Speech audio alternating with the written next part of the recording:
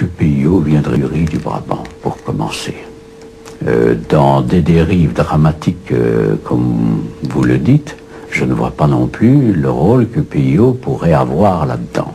Maintenant, si ce sont les aberrations financières de la société PDG qui font qu'on pioche dans le système et qu'on s'intéresse de très près à PIO, je dirais tout simplement qu'il y a certainement des chats beaucoup plus importants à recruter que de s'occuper de PIO, parce que PIO, vous savez, ce fut un travail, ce fut quelque chose de bien. Il n'y a pas de cadavre, il n'y a pas de délit, il n'y a pas de crime, il n'y a rien du tout. Donc en conséquence, vous savez, ça répond à un besoin, à un moment donné, à la volonté d'un chef, à la volonté d'un ministre, qui a trouvé, comme je vous le disais tout à l'heure, les hommes nécessaires pour réaliser ce contrat.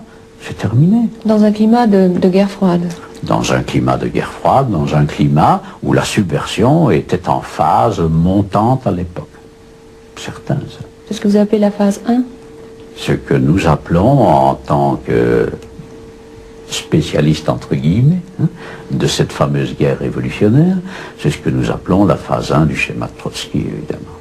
Donc vous pensez que la Belgique est entrée dans un processus. Elle a connu cette phase 1, très certainement. Elle aurait probablement pu passer en phase 2 s'il n'y avait pas eu les réactions du pouvoir en place, ça c'est certain. Ça. La contre-information aurait demandé d'autres moyens que ceux dont PIO a disposé.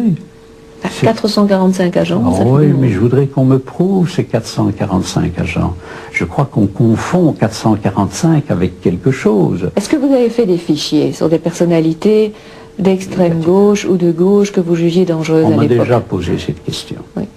Je voudrais bien, pour commencer, qu'on me montre une fiche que j'aurais établie ou que quelqu'un de chez moi aurait établie et qui porte mon paraphe ou ma signature. Ça, c'est un.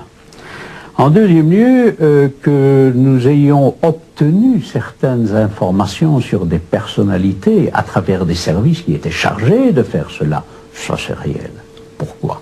Ben, vous n'êtes pas non plus sans savoir que quand on va débattre quelque part avec un politique qui est engagé dans un combat de contestation du système, par exemple, ben, il est bien évident qu'il est intéressant de connaître la couleur de ses chaussettes, n'est-ce pas? J'ai eu des informations émanant de services officiels, ça c'est certain. Des services comme le SDRA ou la Sûreté de l'État? Le service, le SDRA, la Sûreté de l'État à travers toujours le commissaire principal Fagnard, qui était le contact de SDRA avec la Sûreté de l'État, avec M. Massard à la Sûreté de l'État, qui est devenu un de mes bons amis d'ailleurs, parce qu'on se rencontrait forcément souvent. Quand PIO formulait une demande, en général, il obtenait ce qu'il demandait. La demande étant formulée par la chaîne militaire, partait vers qui de droit. Si c'était un étranger, ça pouvait être les affaires étrangères. Si c'était la Sûreté de l'État, c'était la Sûreté de l'État. Si c'était la police aux frontières, c'était la police des frontières. Pas de problème. Et vos missions à l'étranger? Mes missions à l'étranger, ce sont des missions purement d'information, purement. L'information, pourquoi Taïwan? Pourquoi le Liban? Pourquoi... Tout simplement parce qu'à Taïwan, il y a une école de guerre psychologique, n'est-ce pas? Et je suis envoyé à Taïwan. Pourquoi au Liban? Mais parce que le général Victor Coury veut venir en Belgique et que mon général à l'époque souhaite savoir ce qu'il veut. Bon. Vous étiez particulièrement intéressé par la guerre psychologique, forcément? Absolument. Tout ce qui est guerre révolutionnaire et subversive m'intéressait très fort. Vous avez été à Fort-Brax aussi? Je suis passé à Fort-Brax. Est-ce que vous collaboriez, quand vous étiez à PIO, avec des services étrangers alliés? Non, parce que l'équivalent n'existait nulle part. Vous n'étiez pas incité par nos alliés, en particulier américains, à essayer de redresser un peu cette situation qui était... Non, absolument pas. Difficile, pour le moins. Maintenant, je ne peux pas vous dire ce qui se passait dans le cabinet du ministre ou bien dans le bureau de mon chef d'état-major. Mais moi, personnellement, je n'ai jamais été contacté pour ça. Jamais.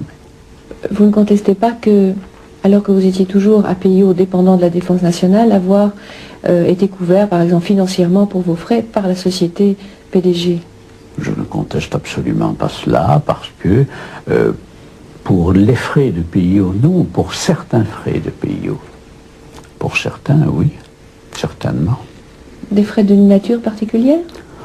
Par exemple, les frais de personnel civil qui était adjoint à PIO, ces frais-là étaient pris en charge vraisemblablement par la société PDG. Et ça ne vous dérangeait pas de vous retrouver dans une organisation qui était à la fois publique, c'était l'armée, et privée, avec une... Absolument pas. Et ça ne dérangeait pas mes chefs, semble-t-il, parce que si, encore une fois, j'aurais fait quelque chose qu'il ne fallait pas, je crois qu'on m'aurait sanctionné tout de suite, étant donné qu'il y avait beaucoup de pistoleros qui étaient dans tous les coins pour essayer justement de contrecarrer un service comme celui-là. Parce que c'était un service qui avait du temps du général Roman, qui avait fameusement le vent en poupe, n'est-ce pas ?